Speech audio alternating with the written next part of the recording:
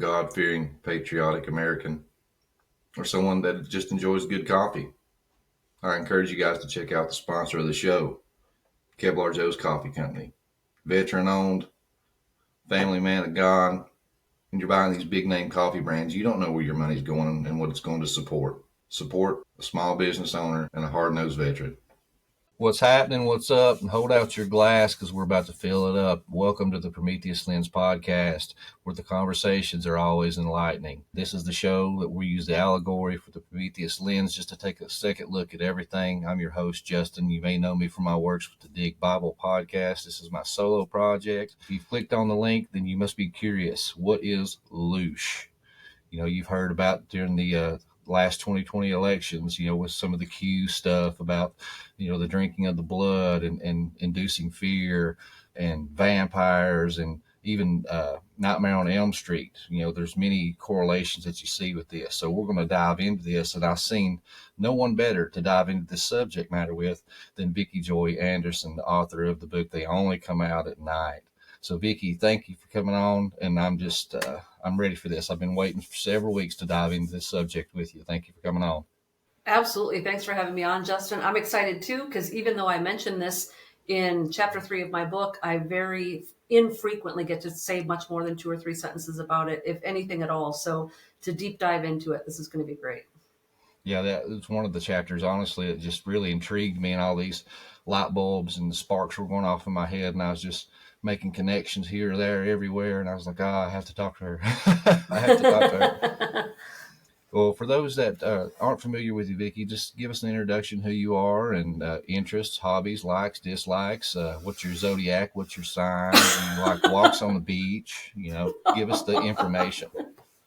Absolutely. My name is Vicki Joy, and I am a writer, author, researcher, poet. I love to write poetry. Unfortunately, not too many people like to read it anymore, but I'm still churning it out if you're interested. But I love writing about fringe and conspiratorial type of things, but from not a Christian perspective, but from a biblical perspective. I love diving in and getting down to the culture and the context and the history and the language and the geography and digging into the grammar and the etymology of the actual word of God, because it is like hunting for treasure. When you start digging and digging deeper and deeper into the layers of scripture, getting into the level of context, the level of culture, all sorts of radically supernatural themes and storylines emerge. And see, that's the thing I loved about your book. When you read the title, They Only Come Out at Night, automatically you think, the demonic realm. And then, you see the subtitle about sleep paralysis, the weapons of the enemy. But there's so much stuff in there. I mean, I use that book a lot just as a reference because there's so many things. You talk about, salt covenants. You talk about, blood oaths. You talk about incubus and succubus, this Loosh that we're about to dive into, and even the Markaba, and that's something else that really sparked my interest. So there's a lot of subject matter in there for those that have not read it. Go out and check this book out. But on the subject of Loosh, I even asked you pre-record because I'm a redneck. I can barely speak English well, so I wanted to make sure I got that name right. If it wasn't French, or Looshy, So explain to the listeners, what is Loosh? So in the modern context, because this word, it does go back into the French, it does go back into the Latin. And I hope that we get to dive into that because it gets extremely interesting. So for those of you who are interested in cryptozoology, stay tuned because it's going to go down that rabbit hole. But anyway, Loosh in the modern vernacular, like if we're talking about it in present day, 21st century, it was originally coined in that context that we're going to be talking about by Robert Monroe. I do talk a lot about Robert Monroe in my book as well because he was sort of the father of modern astral projection. He's the one that brought it out of the realms of sort of spiritism and is the one that assisted the U.S. Army in militarizing it, and it became remote viewing. And Robert Monroe was actually a part of those conversations where that phrase remote viewing was coined. And they coined it because astral projection sounded too spiritual, it sounded too religious, and they needed a more politically correct, militarized term for it. So he was back there in the 80s during the Cold War, behind the scenes when we were all distracted with Gorbachev's tattoo and all that stuff, right? They were meeting with Robert Monroe, and he was teaching the U.S. military how to astral project for purposes of remote viewing. So Robert Monroe coined this term Loosh in his Far Journeys trilogy. He wrote a trilogy of books, which is elaborate details about his own astral projection experiences. Extremely interesting book, extremely interesting insights. I learned things in that book about the astral realm and the difference between astral dreaming and regular dreaming that my entire life I've never heard in all of the arcane stuff I've read. So it's a very fascinating trilogy. Understand for Christians in the audience that it is absolutely new age. He's not, giving any sort of hat tips to Jesus Christ. But if you suffer from that sort of a thing, or you're in pastoral counseling, or you're dealing with Gen Z who are very much on this wave of reality shifting. That's the new term for this lucid dreaming and this astral projecting. It's something that you should be knowledgeable of. And Robert Monroe certainly had his grasp around understanding that. So anyway, with that said, so he was the original Papa. He's the one that came up with that term. We know there's nothing new under the sun. This sort of thing has been going on for centuries, millennia, et cetera, et cetera. See, I was thinking about that. Was it Stranger Things show? That was Yes. set during the 80s, and then Papa was the one doing all these things and putting 11 in the sleep tank so she could project into this other realm. That's kind of what I was thinking the whole time you were talking. Well, I'm so glad you made that connection, because as we get a little bit deeper into the cryptozoological aspects of this, you're going to see that Stranger Things is extremely relevant to this time of disclosure. There's a reason why they want us to know some of this stuff. And there is one of the creatures in season 1 of Stranger Things is going to become extremely relevant to this conversation shortly. So much disclosure going on as usual. So by way of Loosh, I'm going to give you guys the official dictionary definition of this. And I just want to preface this with, I'm taking this definition out of the Ascension Glossary online. And the reason I'm telling you that is this isn't being pulled from a sci-fi book. This isn't from a fan site or a D&D fandom. This is from an Ascension Glossary where people who are dyed-in-the-wool, serious, sober-minded followers of New Age and the Ascension doctrine go for their material. So this is very serious. It sounds completely sci-fi. If you read something like this 40 years ago, you'd be probably put on psychotropic medication. This is very serious. This is an actual glossary online. So here is the dictionary definition from the actual professors of this religion, so to speak, from their own mouths. So buckle up. This gets crazy. Reversal networks are collecting life force from the collective fields of all Earth inhabitants and producing more subtle black forces and miasma. The much sought after spiritual energy contained in these fields is called energetic loosh by the Cabal. In this context, loosh is referred to as the emotional energy radiated by animals and humans when feeling threatened, harmed, or being killed, that results in the traumatizing pain and suffering that is experienced and recorded in the body, mind, and soul. This trauma and pain gets recorded in the earth body, the physical body, itself. For centuries, the NAA, which is the Negative Alien Agenda, has developed and exploited multidimensional occult practices through reversal creation code. This has been given to secret societies and institutions for the purpose of mind control and social engineering in order to harvest negative emotional energy or loosh from the masses.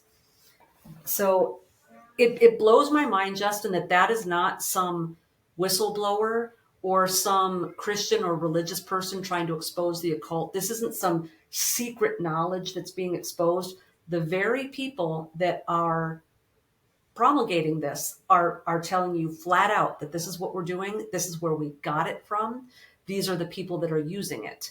And so usually when I try to explain to people in the New Age, this stuff, what's behind all of these doctrines and dogmas is the occult and the cabal. It sounds like I'm the conspiracy theorist, but this is on their own dictionary website.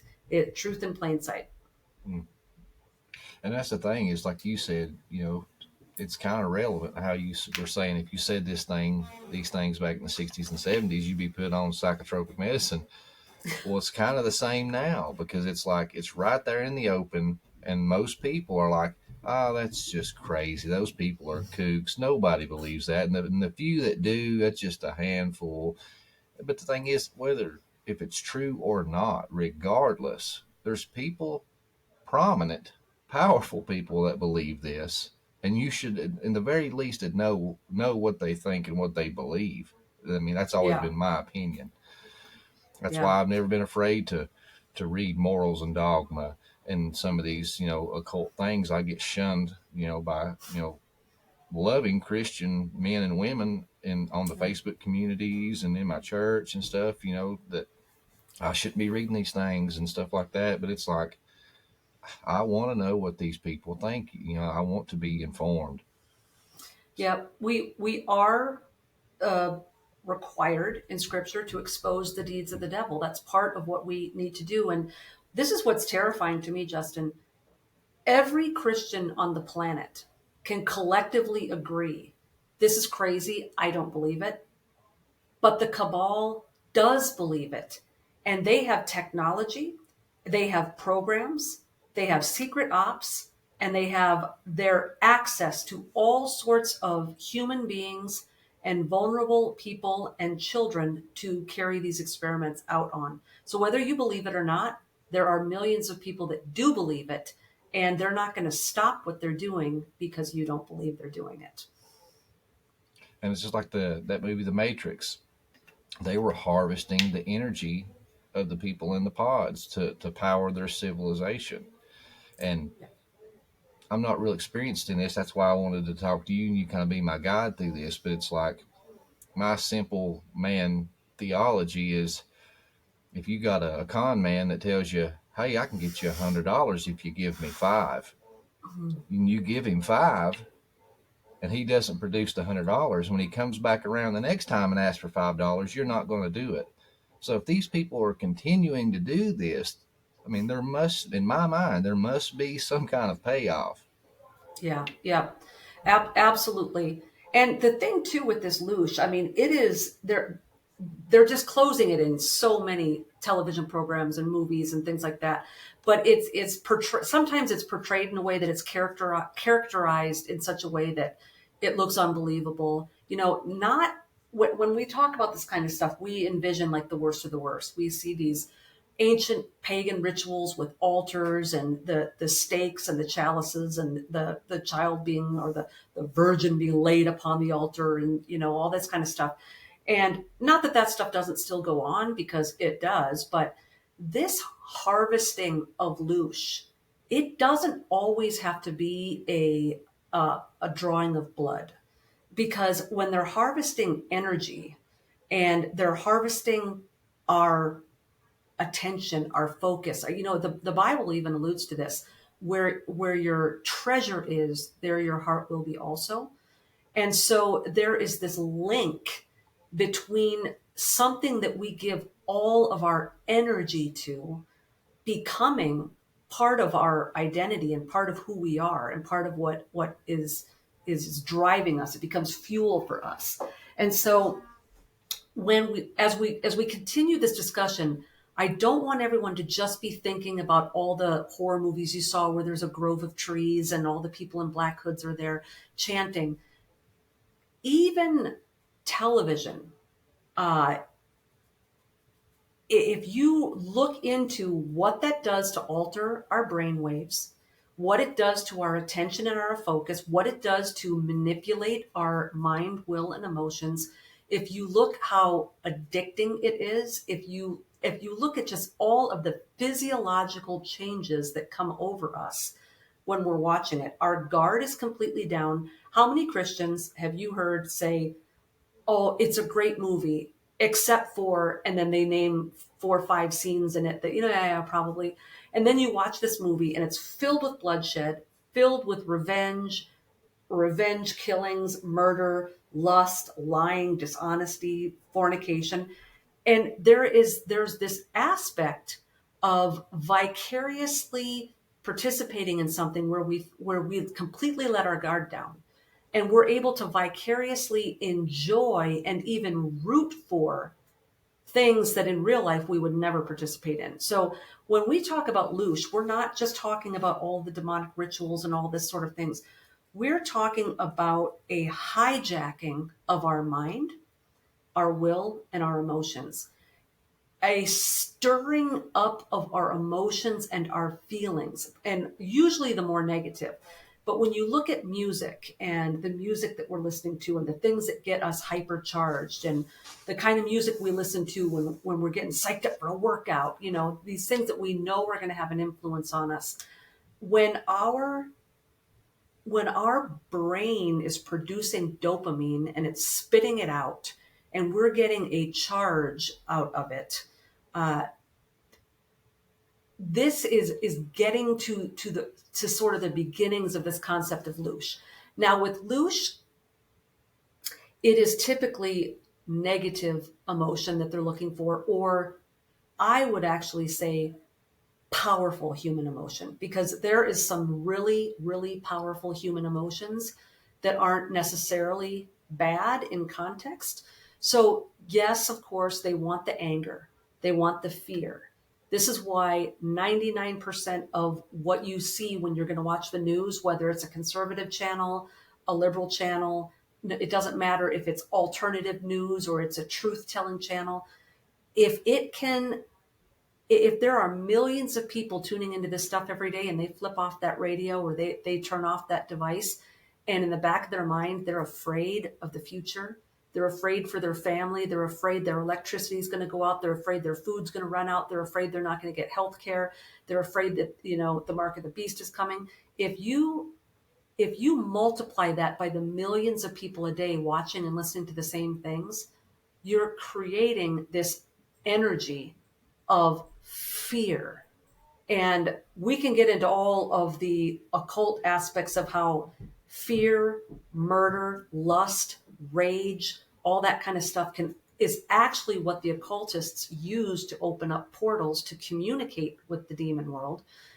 Because that's sort of like the invitation. That's the magnet. The Loosh is what draws these things. That's why when I talk to the people with sleep paralysis, I say that fear that you have when you see that thing standing by your door, that is a form of invitation. That fear is drawing that thing over the threshold. That is like a pheromone to these things. So if you want these things to be in your vicinity, if you want to communicate with them, if you want to astral project, if you want to read someone's fortune, or if you want to dominate the world, you have to create an atmosphere in which these things will come. We do the same thing as Christians. When we go to church, why do we start our services with worship? And Yeah. we're creating an atmosphere in that building, a space where we have time to worship, we have time to, repent of our sins and get our hearts right before God. And then we hear the reading of the word, because what is our hope? Every time we go to church, our hope is that the Holy Spirit will land on us and that we will learn something new, or that will bear fruit, or that we will be benefited or edified by it in some way. So it's not that much of a stretch to say that the occultists are doing the same thing. They're preparing the space before they communicate with the spirits that they're calling down. And we know as Christians, there are times when the Holy Spirit shows up. We feel him. There is a different energy in the room. And sorry to use a new age buzzword, there's a different, when the Holy Spirit has showed up. They're doing the same thing. They are creating a space for these things to show up. But these things like blood and torment, Why Molech? Why is so much of this about child sacrifice? They love the destruction of what God has made, and the innocent and the more pure, the better.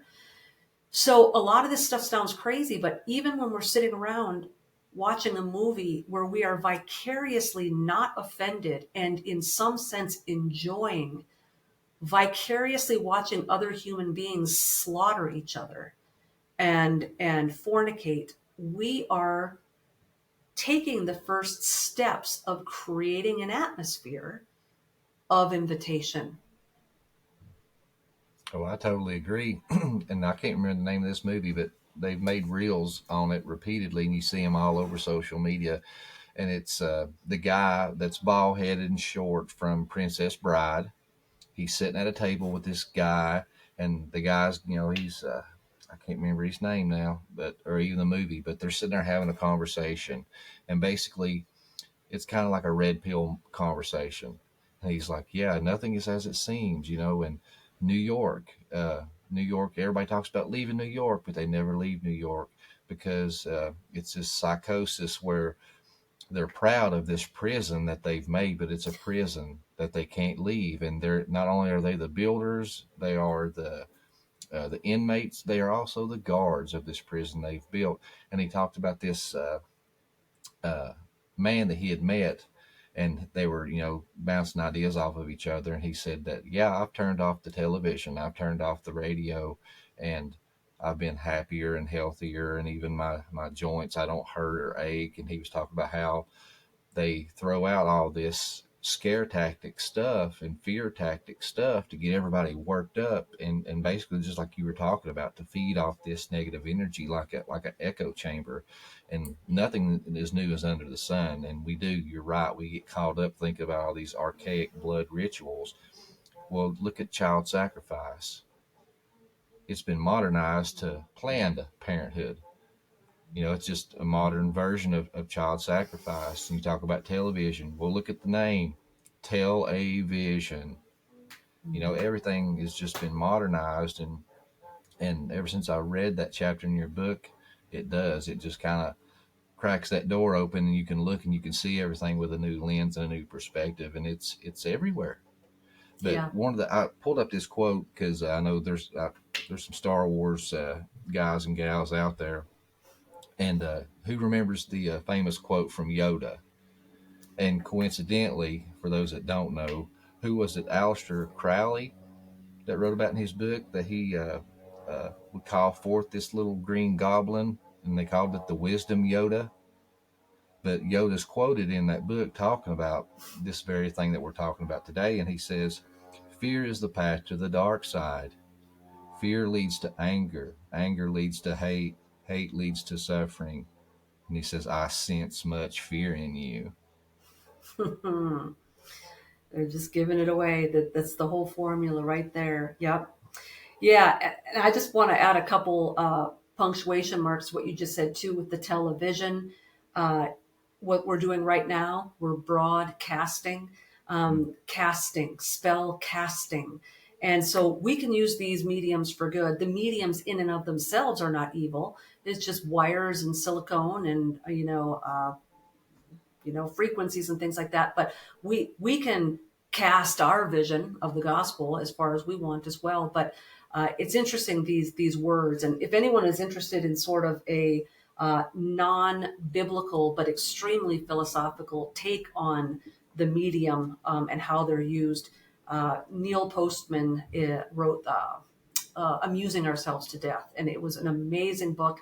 I think he wrote it back in the 80s. And what's phenomenal about it is he is writing about the future of America, which we are now living in. And the only medium he was speaking of was the television, because there was no smartphone, there was no social media, there was no internet. He died before any of those things even came into existence. And so we are on an accelerated path of where Postman predicted we would be. And just the effect that these mediums would have on us individually and culturally and globally, and how it was going to really, we talk about transhumanism all the time, and we're going to turn into AI, and the Internet of Things, and we're going to, be integrated in with machines. But even just this hive mind that we now have on social media, where everybody's looking at the same memes and talking about the same things around the water cooler, we already have the beginnings of a loss of what it means to be human. We already have a bit of this hive mind going on. And talk about mind control. Everybody thinks of MK Ultra and like the swirly eyeballs and, you know, all of the things that we've read about MK Ultra. But if you even just observe the conversations that you have on a regular basis, you know those YouTube videos, Justin. Have you seen them where they're trying to prove that everything's scripted, and they have every single newscaster all over the United States all reading from the same teleprompter, and they're all reading the same news story. And this Yeah. is this is like the way of saying, like, look at, we're being mind controlled. But what's fascinating to me is I can go to any state. I can talk to any of my friends from anywhere in the country. I can go to church. I can go to a secular place. There's about 12 conversations that I just have over and over and over and over again, all with They're these plugged same into the people echo chamber. that have You can never tell met who's each plugged other. in. Yeah, and you know what's crazy, Justin? I mean, I'm a little bit of an introvert, so my brain can get very exhausted and drained and tired quickly, but it's gotten to the point where I am so sick of hearing about some of these subjects, even though I believe what's being said is true and I agree with it. I am so sick of having the same conversation with every single person I meet. It's like Groundhog Day. And Yeah. some days I feel like I might actually be mentally unstable if I have to have this conversation one more time. Why don't, why doesn't this person over here want to talk about a book they're reading? How come this person doesn't want to talk about something that happened in their childhood? Everyone, it's almost like people aren't even talking about their own lives anymore. We're talking about all these external things. And it makes me think of this really funny line in one of the early episodes of The Office, where Kelly, you know, kind of the dits in The Office, they had been gone on a hiatus or like on some sort of a break. And so they were coming back to the office and they were all getting caught up on what they did over their break. And so everyone's talking about their vacations or the errands that they ran and all that. And they get to Kelly, and Kelly's like, oh my gosh, Brad and Angelina got divorced. And she's just like spitting out all this stuff that she read like online. And then Jim or whoever she was talking to says, like, well, yeah, but like, what happened to you? What happened in the real world? And she's like, I just told you, you know, it's something to that effect. I know I'm butchering it, but the whole world is becoming like this. Everything's a movie quote. Everything's is a, you're borrowing it from someone else. And I have a couple friends from my past where I would say things and they'd be like, what movie is that from? And I'm like, I'm just talking. I'm not quoting a movie. I'm just I'm just saying what I'm is in my head. And it is getting so personally frustrating for me, Justin, because I do feel like, in some sense, we are already dealing with the transhuman population because these people are checked out mentally. They're just spitting back the internet. I don't know if you've hung around with a lot of young people, but I've had the opportunity in the last 10 years to, you know, be in a car or in a room or a situation where everyone, like I'm the oldest one there, and it's just kids. And by kids, you know, I mean 20s, 30s, right? And I will watch as like boyfriends and girlfriends sit side by side with each other, scrolling through social media. And the only conversation they have for hours is, look at this. Ha ha ha ha. Look at this. Ha ha ha ha. They're not even facing each other. And so when you talk about Loosh, it's important to understand that we're seeing this every single day. You don't have to be in a generational Satanist family. You don't have to be part of a militarized special ops program. You don't have to be fitted with Elon Musk's neural lace. This has already kicked in. And all of the energy that they are collecting from us as we're on our black screens all day long, being titillated by all of the little things that we're watching and laughing at and all that. They aren't just gathering algorithms. They aren't just gathering information. they are also gathering a collective energy of all of the strife, the anxiety, the fear, the lust that is being garnished as people close in on themselves in these little New York prisons of their own making, in their own bedrooms, in their own homes, in their own kitchens. And they are actually altering our reality through this. Oh, I agree. And one illustration I wanted to use, because I know not everybody is from the South, but have you ever been to a pig roast?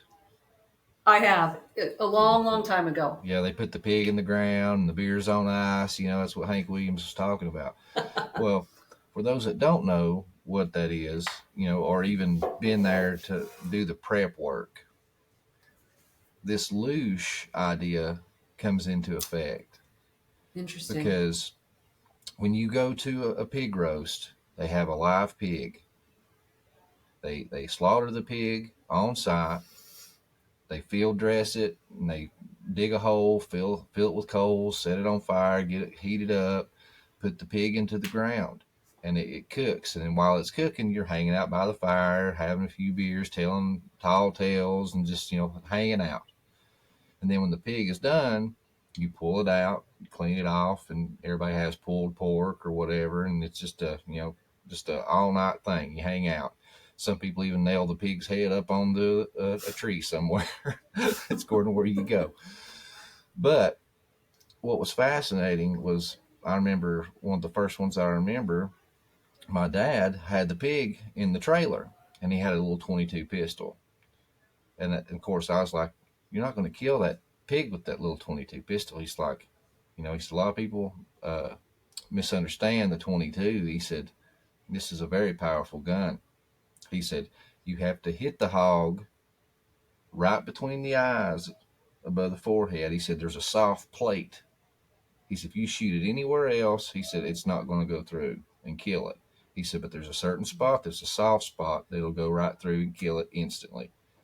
He said, "The key," he said, "is to let it sit there for a while, get calm."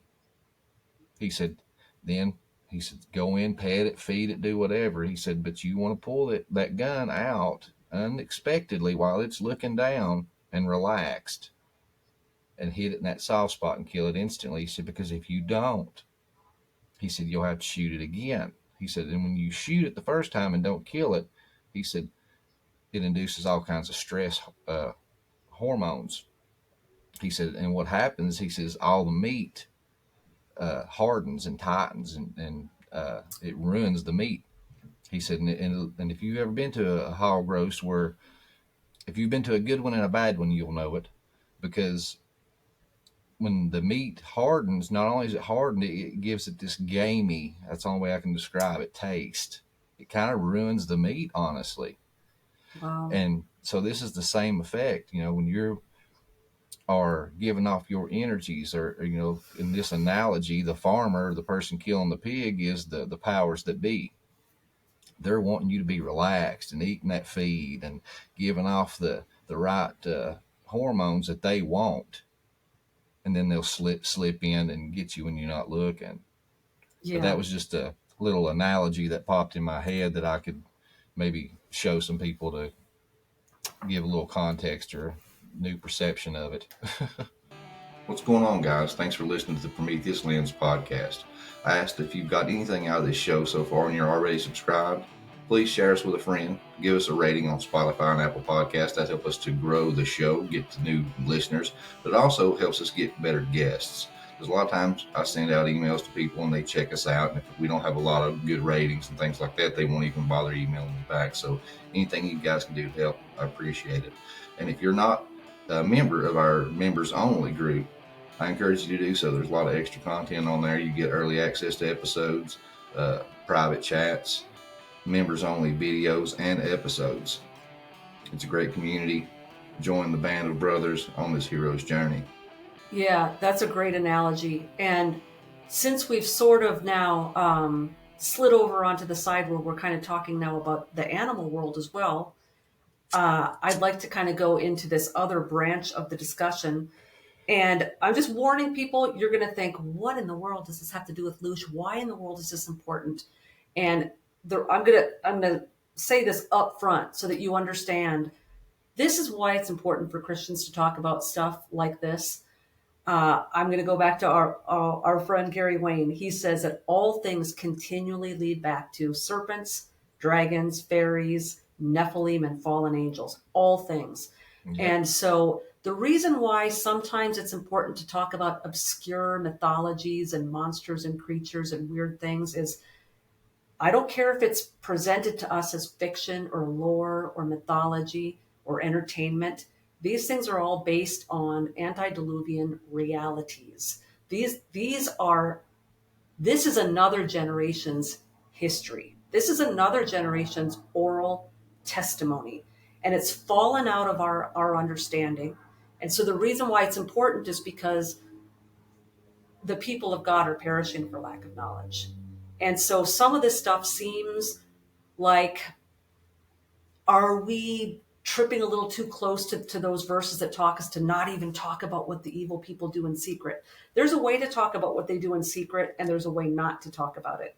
And so the purpose of exposing some of this stuff is exactly like what you were just talking about, Justin. We don't want people to be lulled to sleep. And when these things show up again, in whatever form they choose to show up, I want people to recognize, even if it looks completely different in our generation, I want them to recognize this is the serpent of our generation. This is the dragon of our generation.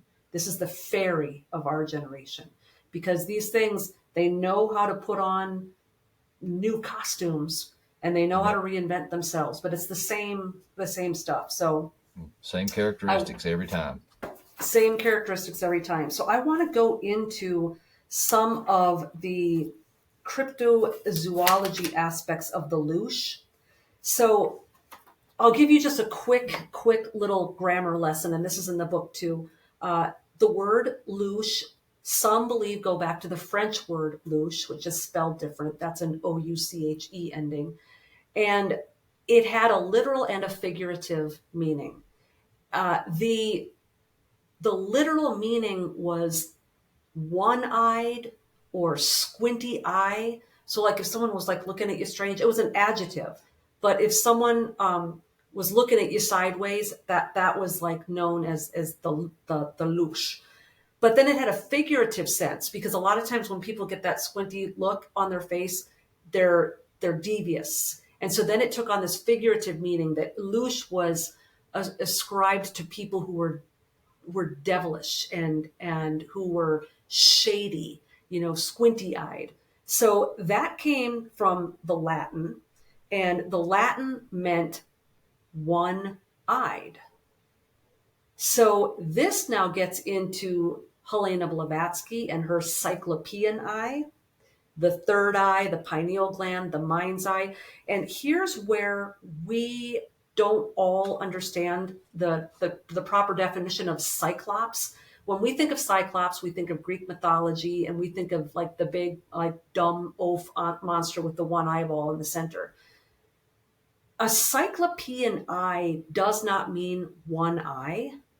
It means one eye in addition to the two. And so what it's talking about there is the third eye. It's not talking about three eyes or some sort of a deformity. It's talking about those who have had a Kundalini awakening. The serpent has uncoiled. They've had an awakening. The enlightened ones. They're enlightened. They're in touch with the Atlantean forefathers, and they have this knowledge. So that goes back to Enoch. The Watchers gave us arcane knowledge and the mysteries of heaven. So that is like the etymology of this word lusca is what it is in the Latin, the lusca, L-U-S-C-A. Well, interestingly, lusca has been adopted in the field of cryptozoology. Is the name given to one of these mythological cryptid creatures. So I want to read just a little bit of this because I don't want you to lose where we're going with this. So in cryptozoology, and this is specifically some creatures that were cited off of the Caribbean. So this is kind of like, the Loch Ness monster kind of stuff in the Caribbean. So the Lusca is said to grow over 75 feet long or even 200 feet long, but no cases have been proven of other octopus species growing up to even half these lengths. To attack properly on the surface, this octopus would have to have one tentacle on the seafloor to balance itself. That would mean that if such accounts are even real, it would have to take place in relatively shallow water, if they're short, right? It is sometimes described as half shark, half octopus, and occasionally it is described as a half octopus and half a beautiful woman with hair so long it tangles around its victims before its tentacles drag it down. Although the general identification of the Lusca is with the colossal octopus, it has also been described as either a multi-headed monster, a dragon-like creature, or some kind of evil spirit. Now, I'm going to go into several very specific directions with this, but just to put it on the table, and then I'll let you comment. In cryptozoology, they are telling us that there's this mythological creature that doesn't exist. It's a giant octopus. It might be an evil spirit, and they call it the Lusca, which is the Latin word where we get our word loosh. So, And when you was talking about that, the imagery that was popping up in my mind was what was it, Disney? What was her name? The mermaid, the okay. evil woman that she was Oh, half woman, half octopus. Ursula. yes, Ursula. There you go. There Yeah, you go. I thought of Ursula, and then a few years back, I seen some crazy sci-fi movie where there was an octopus that could telepathically talk to people, and there was like some kind of a cult going on with this thing. And but yeah, that was like two images that popped in my head, Yeah. and I was trying to remember, which I should have been googling while you was reading, but you just had me captivated. Um, Hmm. it was somewhere in Scripture where it talks about beware of the winking one or something like that, or one who blinks with one eye. Oh, oh, very nice. Very I wonder nice. if I'm going to that's have like to, a hat tip to what you were talking about. yeah, the Leviathan, perhaps. I'm going to check into that. And I don't know if you've seen these posts on social media too, but now, and I think that this is complete and utter programming. Now there's all of these memes with pictures and video of the octopuses, and they're being called aliens. And they're making this comparison that the octopus must be some sort of leftover from some sort of alien race because it doesn't act in conjunction with the rest of nature. And then they have all these reasons why that. And as soon as I saw that, because of the research I did, I said they are prepping us for what we're about to get into. All of this ties in. We're not going to just be talking about octopuses here. This ties in with the Loosh. So this octopus creature, the first thing I thought of when I read about the Lusca was Cthulhu.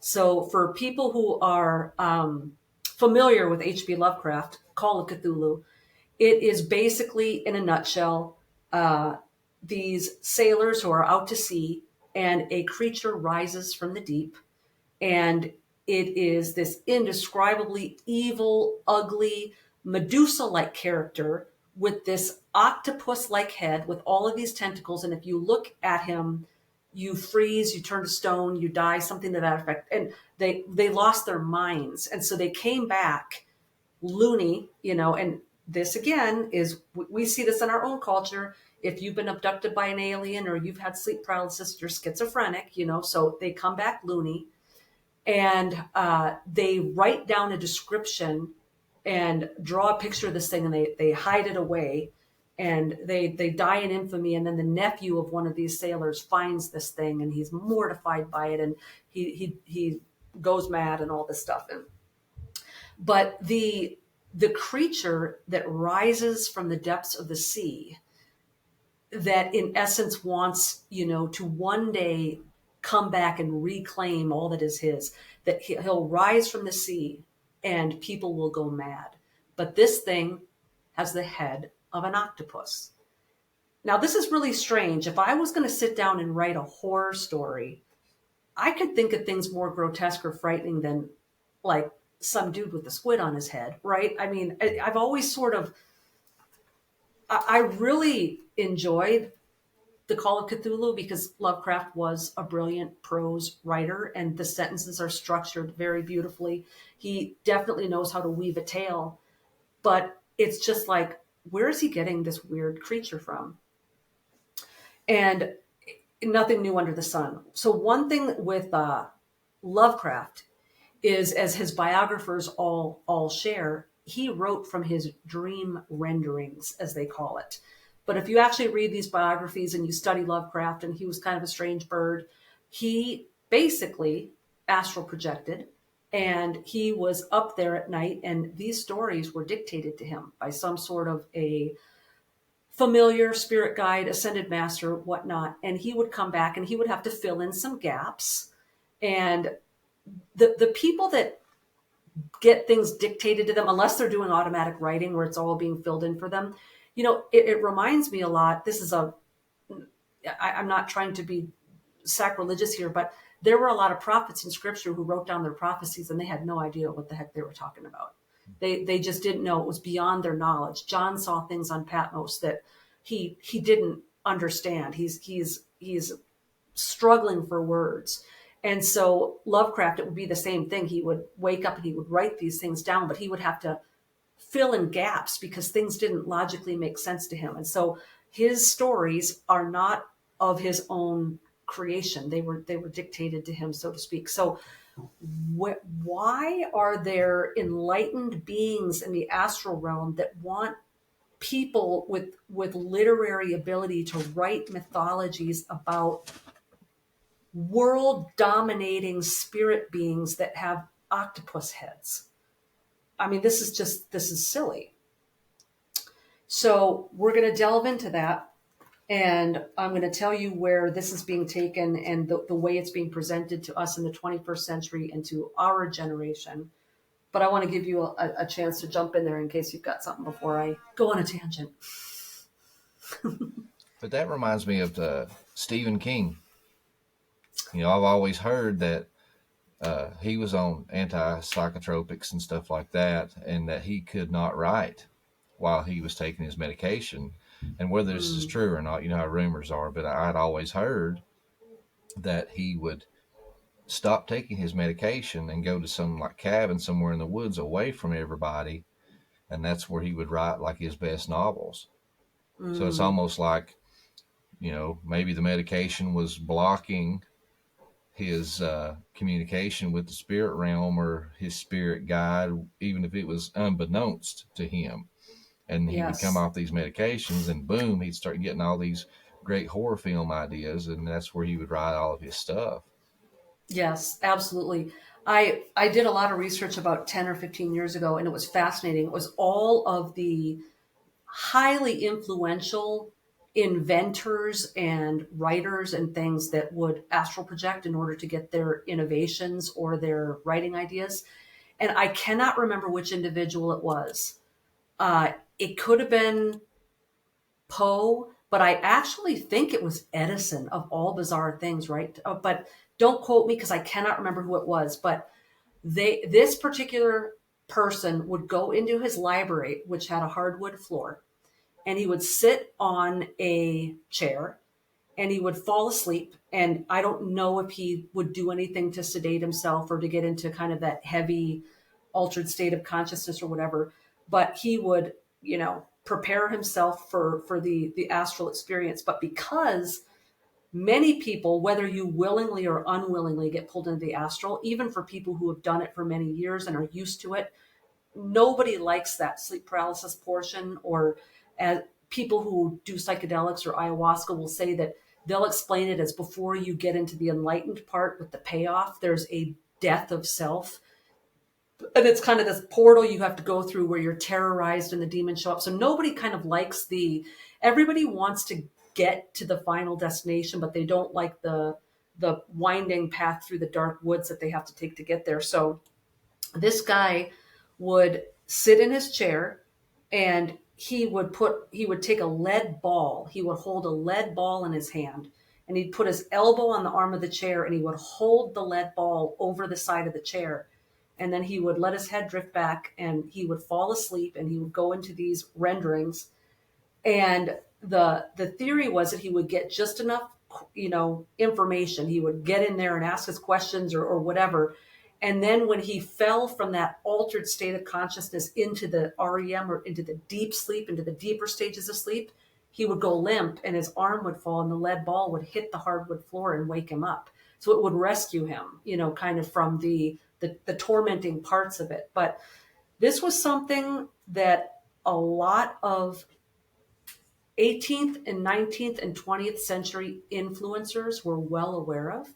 And when you look at some of the literature, the science, advancements in medicine, in philosophy, in religion, in spiritism, that are to this day part of public school and college curriculum. It's still part of medical training. It's still part of philosophy classes. A lot of these men and women that we revere as sort of these great geniuses, they were card-carrying theosophists, and they were astral projectors. And it's not secret. You can go online. They would talk all about it. And these people who are to this day shaping our culture and shaping the 7 liberal sciences were getting their information from otherworldly entities in the astral realm. How is this different from the Watchers coming down and sharing the mysteries of heaven with man, which they was used to ultimately destroy man? The only difference is location. They basically figured out that they're not allowed to come down anymore because they're going to get in big trouble. So they have figured out a way to woo us up to them. And once we get up there, it's just a continuation of what was going on in the antediluvian times. They've just moved their classroom to a different location. I totally agree. And it's like the predictive programming, or even desensitizing the people. And I'm not one of these, there's some people out there, and it frustrates me. Like when you see people that look at crystals or just elements that have healing properties or whatever. If a Christian has a salt rock lamp in their bedroom, you're practicing witchcraft. Yeah. It's like, come on, man.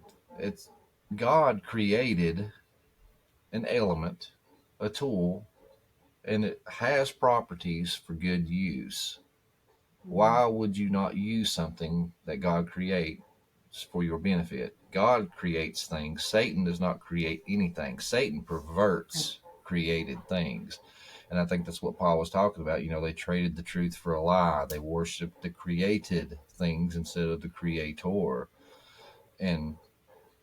But when you get into the crystals and the elements, the problem is when you take God out of the picture and you worship the created thing.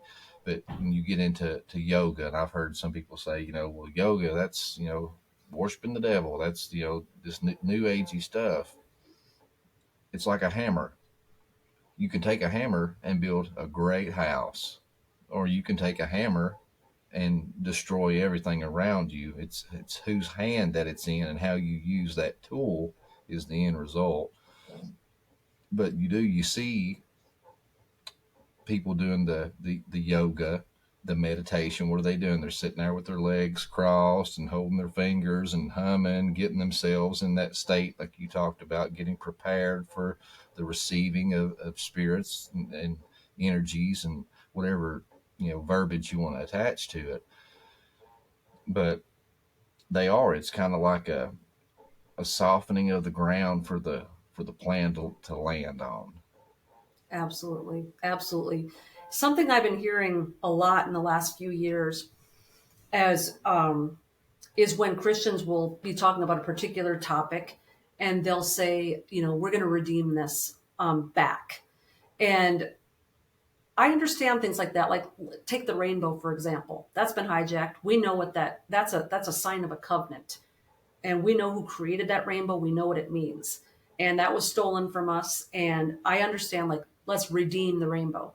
Another thing could be the Mazzaroth, the map of the stars. We know from Genesis 1 that the sun, the moon, and the stars were created not just for light, but to send messages. Now, there are messages about the unfolding of redemptive history. They tell the story of Jesus Christ, not us and our future. But that was taken and it was turned into astrology. But let's redeem that back, because part of our inability to know the times that we're living in is because we don't know how to read the messages that he has put up there to begin with. And now that's why we have so much chaos and confusion. Every Christian in the world, every day, it's the end of the world, it's the end of the world, it's the end of the world. I've been around a little. I've been around a little while, half a century, and I can tell you that from the 1970s, I have been involved in churches where the end is around the corner. The end of 99 the reasons. Oh gosh, I mean, it was the end of the world in the 70s. Oh man, Jimmy Carter was going to blow it, and Nixon, and all this stuff, and then in the 80s you had the Cold War, and it was going to be the end of all of it, and then the 90s, oh, Bill Clinton's the Antichrist, and every decade that I've been alive, I've spent the whole decade listening to Christians say it is the end, and a lot of that chaos and confusion, a lot of the reason why Christians think every day is the end of the world is because they don't know how to read the Mazzaroth. They've lost touch with it. We're perishing for lack of knowledge. If we knew how to read the Mazzaroth, we might be able to have a nice life and just enjoy a day, right? So there's things that need to be redeemed that have been stolen from us. And then what happens is the enemy's version becomes so tainted that Christians are like, I'm never touching that. And they don't even necessarily understand the biblical origins of it. But then there's other things where I've seen that people are trying to redeem things that never belonged to the Lord to begin with. And that's where I get nervous. And that's where I tell people our job as Christians isn't to redeem every single practice on planet Earth. It's to redeem back what's been stolen from us. And there's some things that the church is taking and letting into its doors that never belonged to us to begin with. It's okay sometimes when they knock at the church doors with the Trojan horse to say, we don't want that thing in our lobby. And I agree. And I've seen, certain sects of Christianity and people that really go to the extreme, on the good things and also the bad things. But one thing I think is kind of frustrating is the total, how'd you word this? Disregard for intent. Intent is key, and intent is important. And we're talking about the creator of the universe that created you, knows your every thought. But they get hung up like Christmas, for example, December the 25th, Mithra and all these, dying, resurrecting sun gods. And I'm not celebrating Christmas because that's pagan, and all this stuff. If you go back far enough, everything, like we talked about with Gary Wayne, everything goes back to fallen angels, Nephilim, and pagan, the occult. So if you avoided all of those things with pagan roots or satanic roots or corrupted truths, whatever, once again, whatever verbiage you want to put on it, you would be locked in the basement of your house and never get out into the real world unless you're just a hypocrite and you just want to call all these things out and then do them anyway. Yeah. And I think that's even worse. But that's not what the Bible tells us to do. We're to go out and be the light in the darkness. You may have the brightest flashlight in the world, and if you have Christ, you do. But it's doing no good to the world if you're keeping it locked in your closet because you're afraid of the boogeyman and all the pagan roots of everything. Mm-hmm. There's no way you can be accidentally pagan. Exactly. Well, and I think this is where we get into some of those gray areas where, there's that verse that says, if anyone thinks in their own heart that something is sin, for him it is sin, and there are hundreds of things in that gray area where the Spirit of God will convict a person or a family. We are not going to shop at this store ever again. We are not going to give money to Walt Disney. There's people that are very convicted over that, and they're not foisting it on other people necessarily. They're not making it a salvation issue, but they feel convicted. But there's going to be other very godly families who love Jesus with their whole heart that aren't going to think it's a big deal if they shop at Target or buy a Disney movie. And that's where we really have to show each other grace, because I think as long as the root is, I'm going to root out everything in my life that entangles or that tempts or that weighs me down. And that's going to look a lot different than the things that weigh you down and tempt and entangle you. I mean, there's things that I say or do or listen to on a daily basis that it's just in one ear and out the other, but it would cause great temptation and sorrow for somebody else. You know, I know Christians that can, this is a good example. I know Christians that can listen to secular music, and I know ones that will boycott every last one of it. They won't listen to anything, but that kind of thing has to do with our knowing where our hearts lie and our treasures lie. And I had a pastor once who would never, ever, ever drive a new car because he was afraid that that part in him would take over where he would become materialistic. You know, he knew that he couldn't handle a big, shiny, expensive car. So he always drove these beaters.